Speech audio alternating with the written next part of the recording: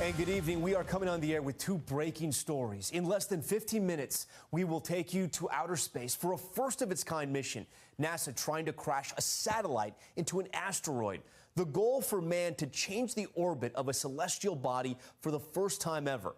NASA says it may one day save the planet, and we'll be bringing this event to you as it happens, nearly 7 million miles away. It could be a cosmic collision for the ages right here on Top Story. But first, Hurricane Ian on a collision course with Cuba, gaining strength as Florida braces for a direct hit. The skies darkening off the west coast of Cuba tonight, where Ian is expected to make landfall later tonight. Residents bracing for winds of up to 139 miles per hour. NOAA releasing this video taken from a plane flying straight through the eye of the storm. Ian expected to reach Category 4 intensity as it barrels towards the U.S. Residents in Florida taking no chances. This time-lapse shot at a Home Depot in Tampa, showing generators and cans of gasoline flying off the shelves. Power outages widespread, flooding, and even possible tornadoes expected later this week.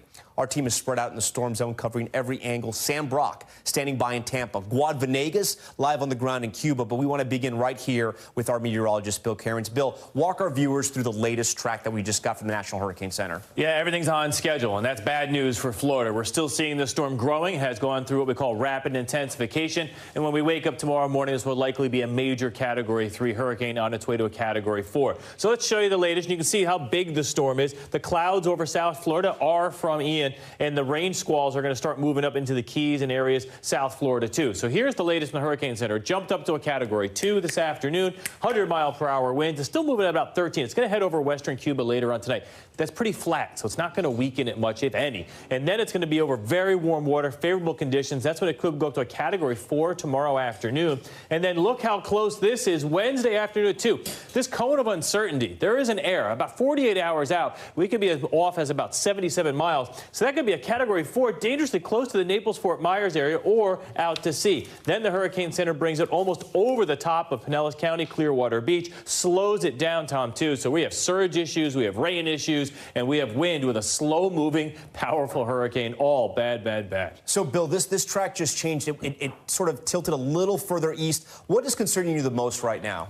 Well, let's talk about the computer models, because to say who's going to get it to the worst or what the worst concerns is, we have to figure out exactly where it's going. A lot of our computer models kind of turned a little bit towards the east. So we have areas from Fort Myers and Naples up to the Tampa, Sarasota, Bradenton areas. But then we still have a couple of our computer models that are off the coast that take it up towards the Panhandle and Big Bend. So if it heads northwards, it'll be a weaker storm. We'll have storm surge issues. That'll be the least amount of damage that'll be done. But if we take the storm over Tampa and Sarasota and areas, the high population centers, it'll be a stronger storm. It won't have as much time to weaken. And that landfall could be as soon as Wednesday evening. And Bill, we're going to take this storm day by day, but what are the other states that should be concerned right now? Yeah, well, once we get done with Florida and the storm surge, then we're going to move into the rainfall. This storm is going to be slow moving. It's going to produce epic amounts of rain in Florida. Sandy soil, they handle it better than most states, but they still will get flash flooding.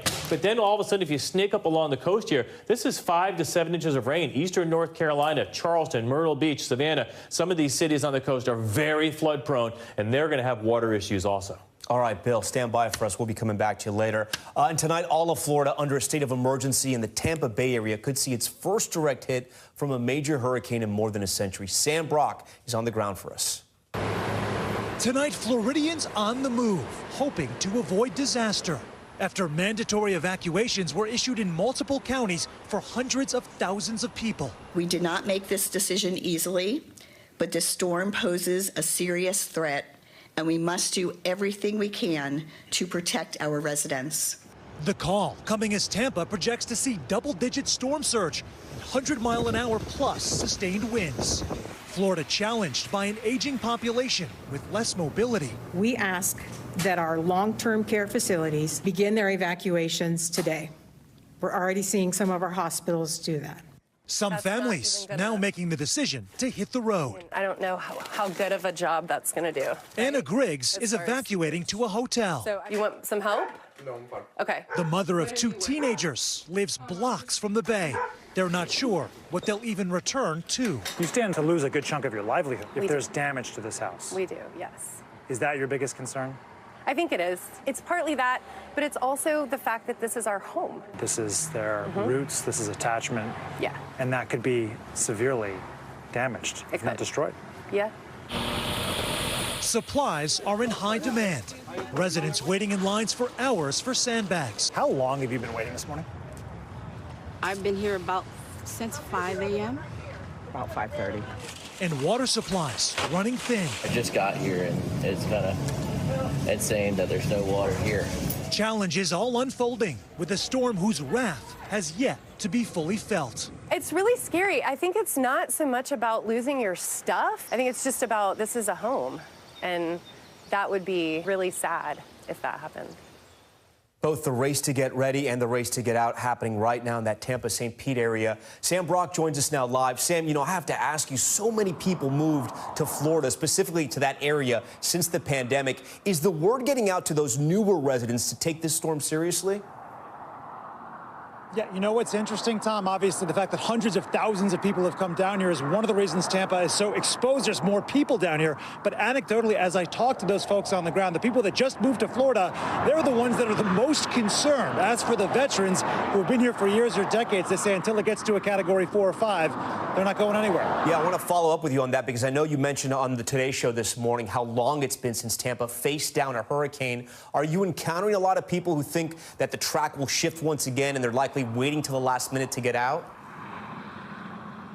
For the most part, people are just leaving. I spoke to a woman who's lived here for 18 years, and I asked her, what do you think about all these people that just stay around even though there's an imposing hurricane coming? She laughed and said, no, seriously, though, at this point in time, I can't recall a juncture in my life when I saw everyone leaving. Certainly when you're looking at potentially a Category 4 hurricane on its way, even if it lessens, folks here are definitely, Tom, unnerved. All right, we hope they heed the warning there. Sam Brock leading us off here. Sam, appreciate it. And Cuba also bracing for Hurricane Ian overnight. Tonight, the western tip expected to get hammered with heavy winds, rain, and potentially life-threatening storm surge. For more on Cuba's preparations and what residents are facing, Guad Venegas joins us now live tonight from Havana. So, Guad, what is the Cuban government basically telling the people right now? Because that's where all the information funnels out of in that country.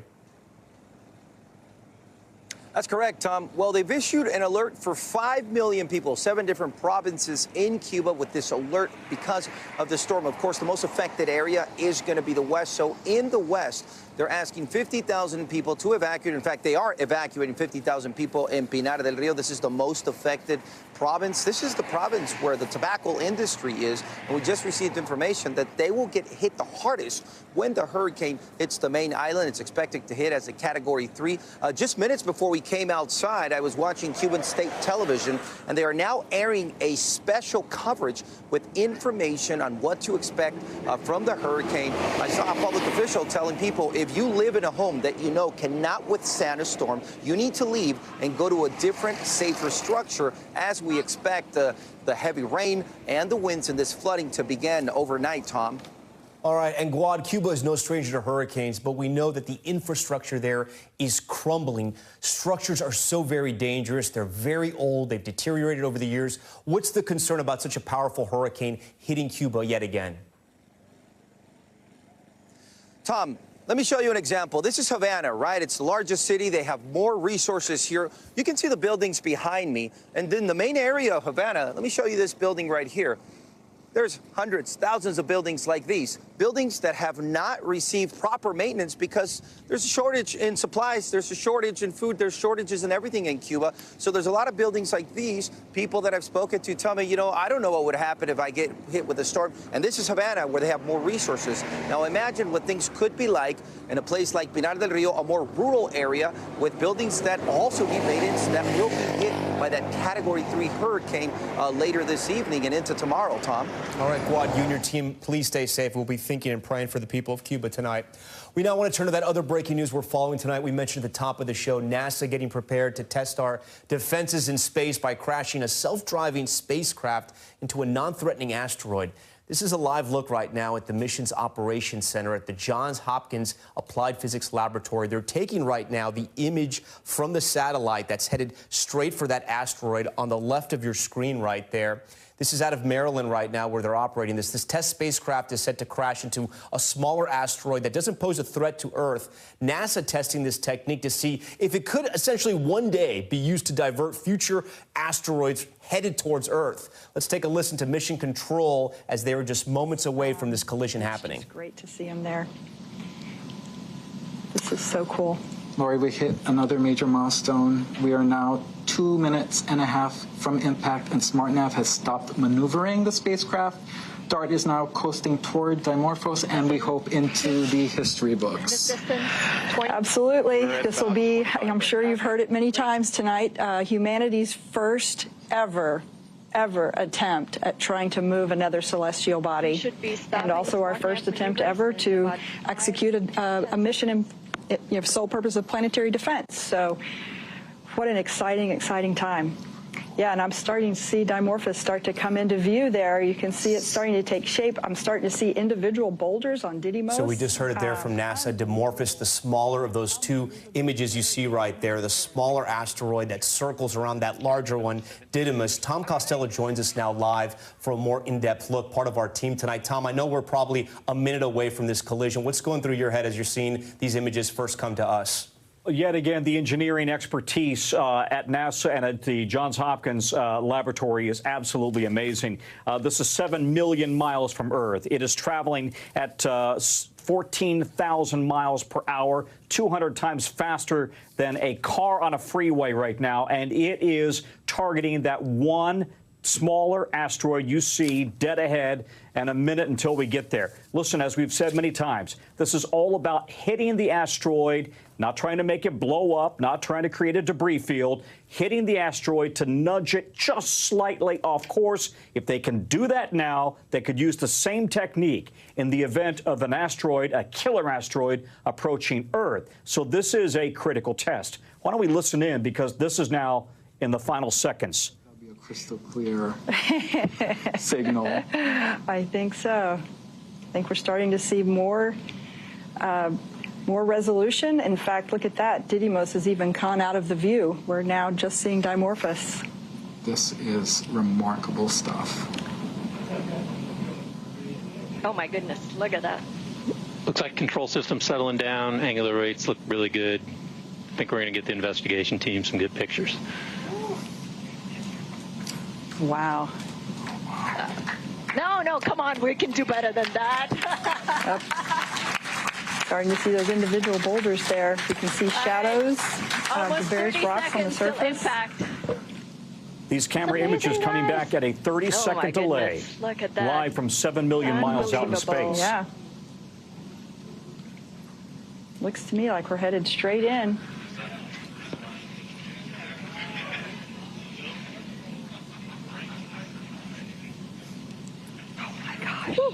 Oh, wow. Yeah.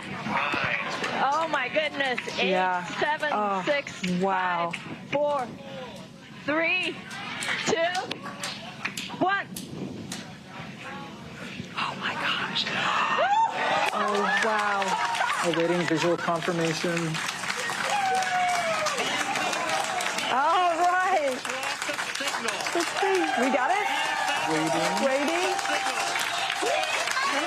Okay, you can see there now they've lost the signal, essentially signaling that that satellite has indeed collided with the asteroid Dimorphos. And sort of interesting, as I'm joined now by an astronaut here who's joining us to talk about what we've just seen, because it is pretty incredible. What did we just witness there? I know it was supposed to crash. It looked like it was a direct hit, almost a perfect bullseye. That's what it looked like. It was kind of hard to see the images that we were looking at here, but I think we can tell by the reaction of the team that they're very excited and very happy with the way it worked. But what we saw was this smaller object, about 500 feet in size, compared to the larger object, about 5 times that, about 2,500, huge, much bigger. One was what we saw was that was about 500 feet with the spacecraft was about 6 feet hitting it. I'm sorry, I misspoke. It's orbiting a much larger object. So the idea was to knock it enough to get it out of that orbit around the larger object. And that's what we saw, was the spacecraft hitting that 500-foot asteroid. And loss of signal, meaning that it did strike it. And now we'll see what the reaction is if it does move from its orbit, if it does change the trajectory of that asteroid. Mike Massimino, we of course thank you for your perspective as always. Tom, I want to bring you back in here. It was my understanding that there was also a suitcase device that was going to be launched from the satellite, the Licha Cube, that was also going to capture some of these images as well. Are we going to see more footage today, or does that come later on? Yeah, I don't know. Well, that's a telescope. It's an Italian telescope that DART carried out there to the proximity of the asteroid, and then it dropped off that telescope, that Italian telescope that is also shooting the impact, right? So we've seen the camera view of a direct impact into the asteroid, and then we lost the camera because the whole thing exploded, one would think. It hit with such impact. We've now got a telescope in space not too far away that will give us that bird's eye view, and then we've got multiple telescopes also on the ground. So they should have no shortage of imagery to tell them exactly how well they've hit the mark. It certainly looks like it was a bullseye. Consider the math here. The distance here is 28 times the distance to the moon. And they hit an object the size of the Empire State Building with the equivalent of a golf cart, 7 million miles out, a moving object, by the way. It's an astonishing piece of engineering and mathematic precision, and I think, yet again, hats off to NASA and the folks at the Johns Hopkins laboratory just outside of Baltimore. We're going to hear from NASA in a news conference at the top of the hour, and then we expect to get that telemetry, that data, from not only what was feeding back live from DART, but also from those various telescopes to find out, did it work? Were they able to budge slightly that asteroid off its course? The asteroid doesn't pose any threat to anybody. It's way out there in an orbit that won't harm anybody. But if it worked, then they know maybe they can try this kind of a kinetic blast, a kinetic activity, should we face a similar kind of asteroid, a big one, coming to Earth. And Tom, one of those asteroids that size, the size of Dimorphos, hits the Earth every 20 to 25,000 years, and the impact would be devastating. It could take out an entire state, for example. And so they need to find the defense here so that if we face one of them, they can hopefully immediately deflect it. And keep in mind, while they say that we haven't had any and we don't expect any to come anytime soon, back in 2013, a mega meteor exploded over Russia. 1,500 people injured, 7,000 buildings were damaged or destroyed because it came from a blind spot we couldn't see. It came from literally right in front of the sun. Our telescopes didn't pick it up. So if we can detect one of these asteroids and we can avoid a planet killer scenario, like in the movies that have Hollywood mega hits we've seen, this would be certainly a major step in a planetary defense. That's right, Tom. This mission costing more than $300 million. I want to bring in former astronaut Eileen Collins as well. Eileen, explain to our viewers why it's going to take, and Tom touched upon this, why it will take a week to 10 days to figure out if this mission indeed was a success. Well, it's going to take a while to get the data back. And as Tom mentioned, there's a small CubeSat that was released back on September 11th. It was flying in formation with the DART mission, and that's going to image from a distance the actual impact. So whenever the Johns Hopkins lab is ready to release that, we will see it. And there's also another, I want to say, satellite going into the vicinity about 4 years from now, and that will also image, what has happened over the years. And, I do want to mention to your listeners, those of you who have seen the movies Armageddon and Deep Impact from the 1990s, which were highly dramatized versions of what would happen if we knew an asteroid was coming at Earth. The odds of this happening are very, very slim, but we need to start working now doing missions like this, which is called a kinetic impact. And there's other technologies that we can use to move these asteroids. There's lasers, there's gravitational pulls, there's things that we can do. And, people might laugh about it and say, oh, that'll never happen. But we have to be prepared and get as close as we can. And one other thing I want to say, sometimes these missions can be a little controversial because this technology, as you can imagine, can also be used for military purposes. So, doing a kinetic impact like this. So our treaties that we have with our international partners in the Outer Space Treaty do need to be updated to, I want to say, include these new technologies that we have that we didn't have 50 years ago when the treaties were originally written.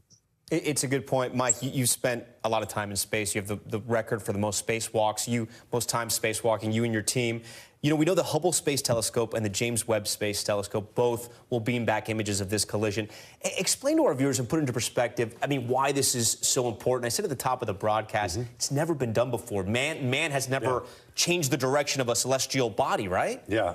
Well, the devastation if we would get hit by something is so massive that even though it's unlikely, there's no chance of anything like that happening, we don't think, for at least 100 years or so. There's a lot of objects that are out there that we know are there, but we haven't spotted them yet, so some unknowns there. Talk to us about what we're seeing right here. This is really cool. What we're seeing is this is like the camera going in, so it's as if we're flying into that asteroid on the spacecraft. And as it's getting closer, you know, it's kind of like on a suicide mission, the spacecraft is. So we're seeing the scene get larger and larger. Luckily, we're not on the spacecraft. It looked like it's a giant rock. Impact. A giant rock. A big rock getting a lot bigger. And you know, Tom, it's getting really big in that window. You know, Tom actually put into perspective, I think, in a way that helps our viewers. It's about the size of a football stadium, driving this golf cart into the football stadium. Yeah. But let me ask you a question. As we were getting closer and closer, I'm thinking, this thing is so small, the satellite. It can hit it at enough speed and power to at least knock it a little bit off its course? It's going 15,000 miles an hour. So hitting anything at that speed is going to make It's like a pebble hitting a fastball. It's going to move a little bit. And that's what they've calculated that this should work. And now they were able to hit it. And now the interesting thing, I think some of the exciting stuff, in addition to being able to follow along the impact, is seeing how it does work. Is it able to move it enough so that it can change its orbit like we would do to save our planet? We have nowhere else to go. Planet-wise, we've got to make this planet work, and just in case something like this would head toward us, we need a way to get rid of it. Tom, we're looking at the animation right now, but talk to me what was going through your head when we were seeing those final seconds and moments as that rock got bigger and bigger. Well, they made the point. The NASA engineers that we've talked to have made the point. Listen, if we miss, that's a possibility, despite the precision that they've worked this through, the mathematical precision. If we miss, what then?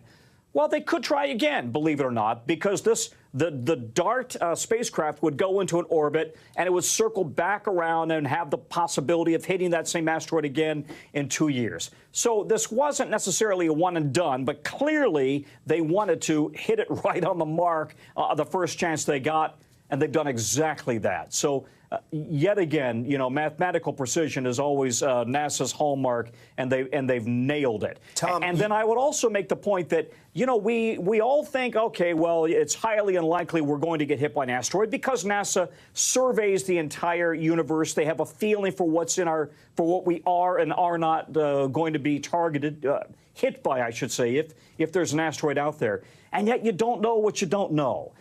And so I think that as soon as the country and the world has some sort of a planetary defense system that the globe comes together and works together on, boy, the sooner the better. Tom, Eileen, Mike, whoever has an answer to this, because we're talking about science fiction movies. I was thinking as this was happening, how do we know for sure this doesn't cause something worse? It hits the asteroid, it spins out of control, and it puts it on a path maybe towards Earth. What kind of calculations are they doing? How do they know that? That's why we're testing, seeing how this works. And they're using the method they're using is to redirect it, as opposed to exploding it like in the Armageddon movie, or that might be another way to do it, of course, but that creates more debris.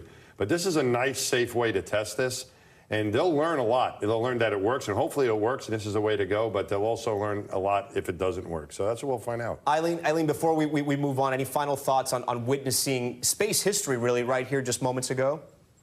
Yeah, well, I want to add also that this asteroid that was just hit is as far away as Mars. I mean, it's something like 7 million miles away, so there's no way that can hit us. But I do want to add some of the technologies on the spacecraft is they have rollout solar arrays that are new. They're using solar electric propulsion. So we're not just learning about redirecting asteroids, but we're also learning about other technologies and observing and sensors and many other things that are helping us do a better and more efficient and, I want to say, cheaper job of exploring space. All right, Eileen Collins for us, Mike Massimino, thank you so much. And, of course, the great Tom out there walking us all through this. Tom, we appreciate it. I'm sure we'll hear more from you in the coming days on this. Still ahead tonight, the escalating clashes in Iran. Protesters taking to the streets again after a woman mysteriously died in police custody. How that country's leader is now responding. Plus, Italy's far-right turn, a new prime minister preparing to take the helm. Why her policies on immigration are already generating controversy. And fists of fury. Did you see this? The brawl on the track at a NASCAR race. Why this driver started punching through his competitor's window in the middle of a race. Top story. Just getting started.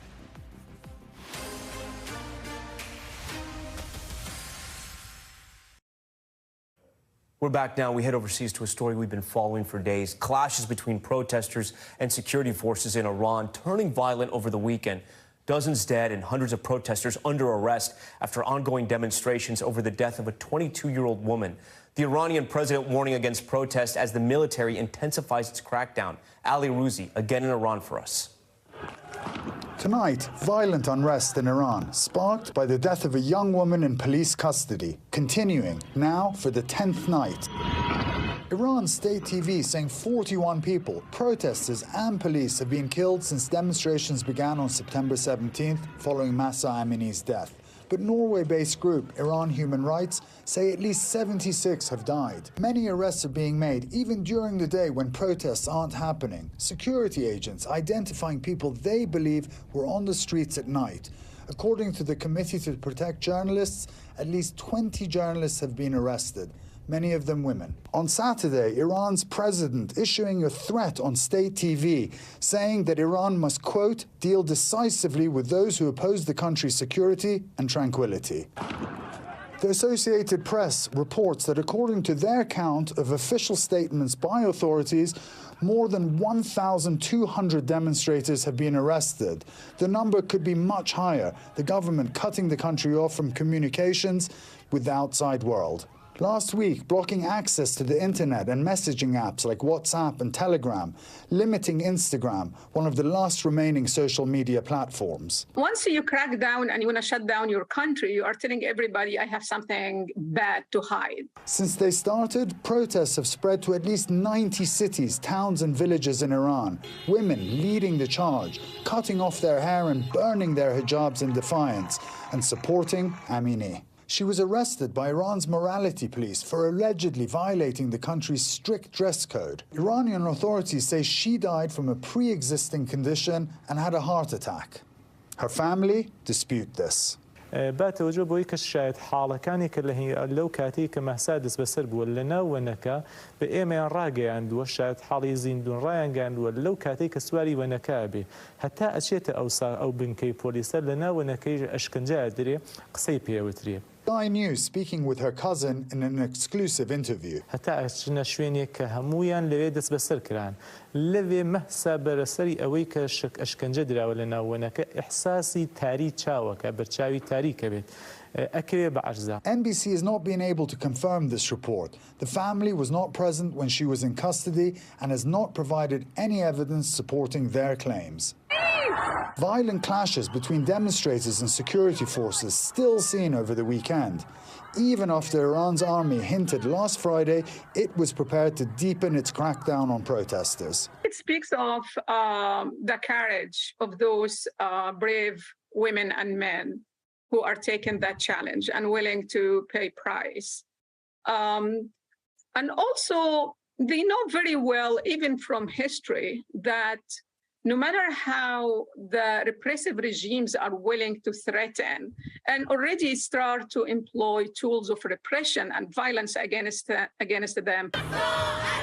Support for Amini and the protesters seen around the world. In London, hundreds gathered outside the Iranian embassy, some clashing with the police.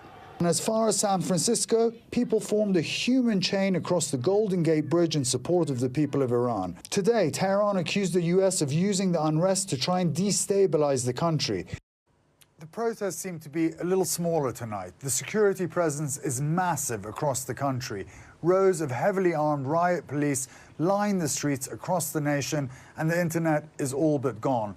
The mood is somber and fearful, but people are still coming out at great risk to defy the authorities. Tom?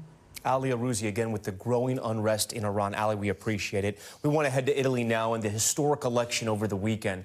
The country electing its first ever female prime minister and Italy's first far-right candidate to hold that office since World War II. Her victory signaling growing frustrations with a stagnant economy and an ongoing migrant crisis in Italy, as other nations look on what caution at her ultra-conservative agenda. NBC's Raf Sanchez has more.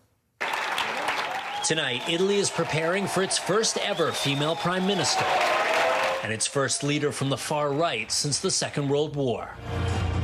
Giorgia Meloni's Brothers of Italy party winning the most votes in this weekend's election.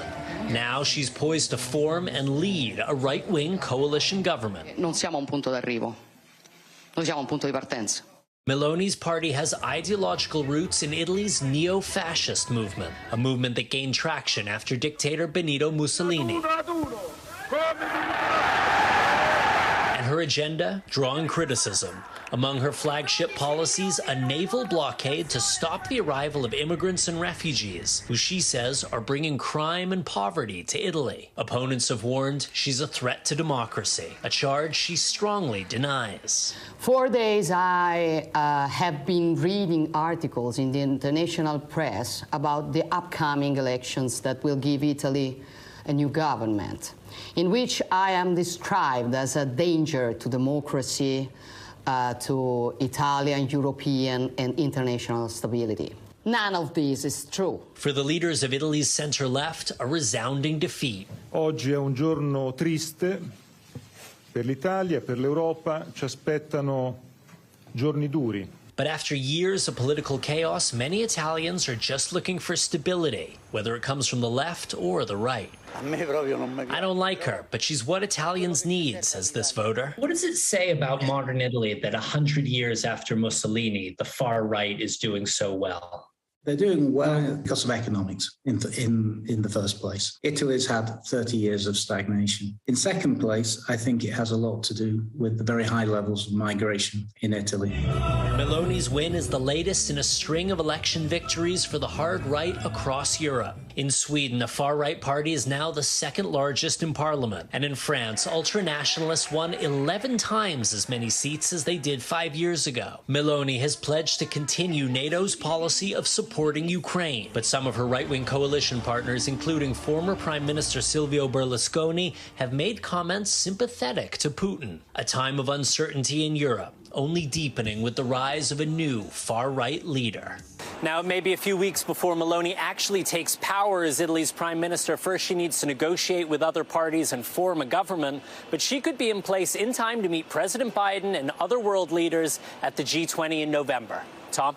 Raf Sanchez for us tonight. Raf, we appreciate it. When we come back, the search for a missing toddler, a 4-year-old vanishing in Washington state, where authorities say he was last seen. And the major announcements from the NFL, the changes coming to the Pro Bowl, plus the Super Bowl halftime headliner just announced, and the advice she just got from last year's big star. Stay with us.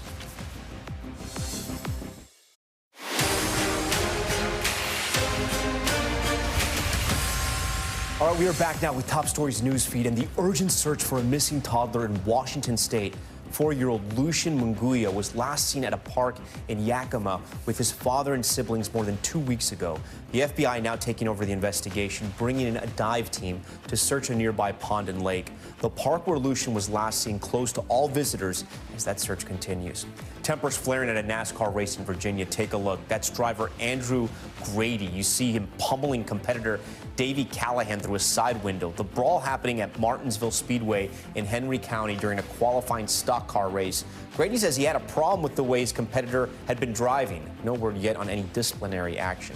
And two major announcements coming from the NFL. The league today unveiling a new format for the Pro Bowl. The annual All-Star Game will now be played as a flag football contest with a series of skills competitors held with that series of skills competitions held throughout the week. And the NFL confirming Rihanna as the halftime performer for this year's Super Bowl after the star posted this photo hinting at it on Twitter. Last year's headliner, Dr. Dre, offering his advice, telling the singer to, quote, put the right people around her and to have fun. Okay, we want to turn out to new developments on a story we've been following here on the show.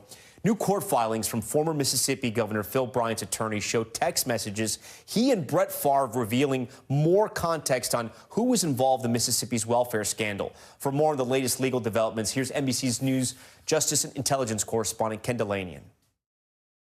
NFL Hall of Famer Brett Favre is under growing pressure tonight.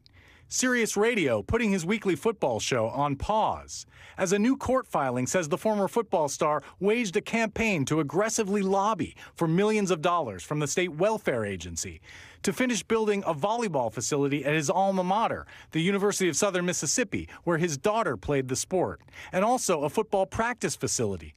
New texts show Favre in contact with then-Governor Phil Bryant and other state officials as he pushed to secure funding meant for people in poverty. "I need your influence somehow to get donations and/or sponsorships," Favre texted Bryant in April 2017. Court records show he secured $5 million, but needed more. Even after state auditors began to raise questions, Favre kept lobbying. In September 2019, he texted Bryant that he wanted to name the volleyball complex after the governor. "We obviously need your help big time, and time is working against us," Favre texted. Bryant replied, "We're going to get there, but we have to follow the law. I'm too old for federal prison." The former governor says he did not know officials used millions from the federal welfare program to construct the sports complex. Bryant's former welfare director pleaded guilty to state and federal crimes last week in the growing scandal. He also agreed to cooperate with the FBI, which has been investigating the welfare misspending for 2 years. Ken joins us now from Washington, D.C. So, Ken, we've been covering this story for a couple weeks now, but I have a question. What exactly was Brett Favre's role in all of this? He didn't work for the state. He doesn't work for the university. So was he just lobbying on his own or for his daughter, essentially? That's right, Tom. His role was he was requesting a huge amount of state money, almost $8 million, for various projects, this volleyball facility that we mentioned, and also a drug company in which he was an investor. And he was in regular touch with state welfare department officials, a nonprofit executive who was doling out the money, and the governor, Phil Bryant. As these texts released recently show, he was in regular touch with the governor, putting tremendous pressure on all these officials. At one point, he said that he had personally pledged $2 million to the volleyball facility, but he wanted the state to cover that. Which is perplexing for a guy that was paid $140 million during his NFL career, Tom. All right, so then that leads to my second question. He hasn't been accused of any crimes just yet, but what type of legal jeopardy could he possibly be in if he was just asking for the money? That's unclear, and he may not be in any legal jeopardy for that reason. These state officials were perfectly willing to hand him money that was supposed to go to poor women and children, and so for that reason, he may not have any complicity. But if he was conspiring behind the scenes and if he knowingly violated any laws or rules, that could be another matter. What this filing from the former Governor Phil Bryant, seemed to be doing, though, was to try to make Brett Favre look bad in the court of public opinion by showing that he was lobbying the governor and texting the governor and asking for this money. And the former governor is saying that, you know, he didn't know it was welfare money and he tried to put a stop to it. Whether that's the case is not entirely clear, Tom. I guess finally, Ken, my question is, you know, as you've been reporting this out, we're getting more and more text messages, right, unraveling what happened here. The text messages you've been getting, does this make it worse for those government officials or worse for Favre or potentially both? It makes everybody look pretty bad, Tom. Whether it shows criminality, again, is another matter. But the state auditor has already found that millions and millions of dollars were misspent here, were spent illegally. And now the FBI is digging into whether anybody knowingly violated the law, and we'll just have to wait and see. Now to an NBC News exclusive, an update on a story we first brought you on Friday. A harmful new drug hitting the streets called rainbow fentanyl. They are potentially deadly opioids made to look like candy. And tonight, the head of the DEA speaking to Kate Snow with a warning for parents. On the wall at DEA headquarters in Washington, thousands of faces gone because of fentanyl. So you're adding to the wall every day. Every day. It's overwhelming to see in person. Now lawmakers on both sides of the aisle demanding action. Authorities overwhelmed. So many deaths in Los Angeles, the school district is now putting the overdose reversing drug Narcan in every school, K through 12. DEA Administrator Ann Milgram is deeply concerned about the latest trend, traffickers pushing so-called rainbow fentanyl. They're making rainbow-colored pills, so all the colors of the rainbow. Why do you think they're doing that? So we believe that they're doing this to get new users, to appeal to younger users. We're finding it all over the social media platforms. It looks like candy. And in fact, some of the drug traffickers have nicknamed it Sweet Tarts, Skittles. It has nothing to do with candy. It has nothing to do with candy. And we should say this as clearly as we possibly can.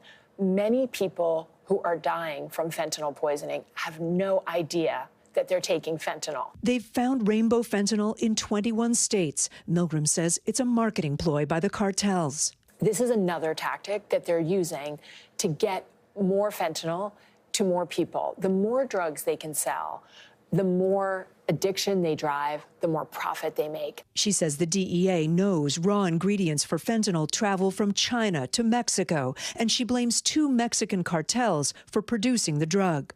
In the 4 months between May and September, the DEA seized more than 10 million fake pills containing fentanyl. That's the equivalent of 36 million, more than 36 million lethal doses of fentanyl. Enough to kill 36 million people. Enough to kill 36 million people. Republicans have been incredibly critical of the border policy. They say all this fentanyl is coming in because of the Biden administration's border policies. What do you say to that? First of all, we, of course, defer to the Department of Homeland Security that has a responsibility for the border. Our job is to dismantle the cartels, to stop the global trafficking that is happening. We cannot wait. We cannot wait until the fentanyl gets to the border or to the ports to act. Milgram says she comes to this wall often, a reminder that the job of the DEA is to save lives. Kate Snow, NBC News, Washington. That wall's just so sad. All right, we thank Kate for that. When we come back, the sinkhole nightmare, a mother and a daughter missing after their car was swallowed whole. We'll have the latest on the rescue efforts now underway.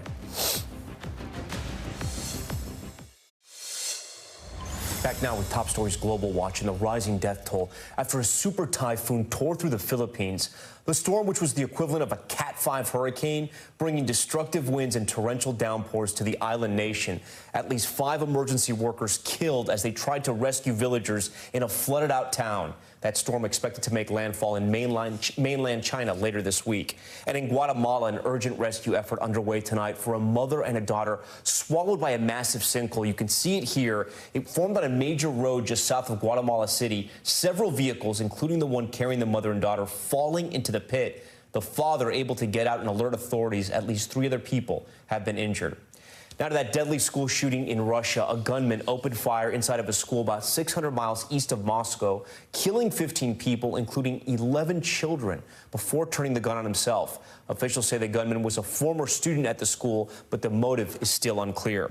We want to stay with Russia now in another shooting, a gunman opening fire in a draft office in Siberia. It comes amid growing backlash against Vladimir Putin's order to draft 300,000 more troops to fight in Ukraine. Erin McLaughlin is in Ukraine with the latest. Today in eastern Russia, terror. A man opens fire at the military enlistment office as everyone else runs for it. One officer injured, the suspect under arrest. According to local media reports, the suspect was shouting, "No one will go to fight." Troubling signs, the response to Russian President Putin's order sending reservists to the front lines is growing violent. The attack following a rare weekend of protest from St. Petersburg, with some demonstrators struck by police, to Dagestan, where gunfire went off within the crowd. Thousands risked arrest to rail against mobilization, as many more dodge the draft any way they can. Lines of cars to cross the border into Finland and Georgia, traffic jams extending for miles, though others are reporting to draft offices. This man saying his mother was unhappy, but what can he do? We have to defend our country. But in Russian-occupied areas of Ukraine tonight, some say young men of draft age are now going missing. Zainish Hussein fled the eastern city of Kherson 3 weeks ago. They go missing, right? Like, they just drag them out of their homes and take them somewhere. That claim as Russia is poised to annex occupied areas once the controversial referendum to join Russia, that critics call a sham election, is over toward the end of the week. Tonight in Russia, Edward Snowden was granted citizenship. No response so far from the former NSA contractor who's wanted in the U.S. accused of espionage. Tom. Thanks so much for watching Top Story tonight. I'm Tom Llamas in New York. Stay right there. More news on the way.